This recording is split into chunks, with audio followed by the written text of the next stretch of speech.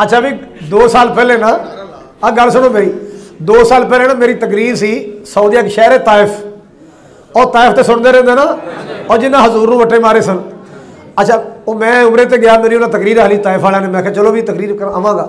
रात में तकरीर कर गया तो वो फैमिलियाँ आईयां, एक फैमिली आई बट फैमिली, उन्हें कहा जी मेरा नाम मुस्तफा बट, मेरा ताल्लुक पाकिस्तान नाल है, समड़ियाल के इलाके नाल, ते असी इत्थे रहने आ बनू साद, बनू साद, वो बीबी हलीमा का पिंड है।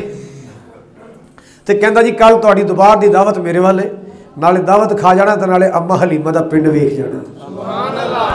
मैं हुण दिल विच कहा अन्ना की भाले 2 अखां, दावत के बहाने अम्मा हलीमा का पिंड वेखांगे।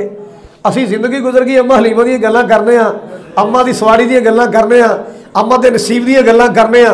अज वो अम्मा का घर वेखांगे, अम्मा मक्कियों जिथे सरकार नूं लैके आई सी, जिन्ना पत्थरों की ओर के नीचे छावे अम्मा मेरे नबी ने झूले देंदी सी, वो मकान दी बुनियादां इन्हां गुनेगार अखां नाल वेखियां हजरात। वो फिर स्क्रीन सारी दिमाग चली किवें अम्मा मक्कियों चली सी, अल्लाह अकबर कबीरा, दाइयां सारियां छड़ के टुर गई सन, एदी सवारी कमजोर है, इनू हाले बच्चा भी नहीं मिलिया, खरे कदों बच्चा मिलने तो फिर इन्हें सफर शुरू करना। आओ आप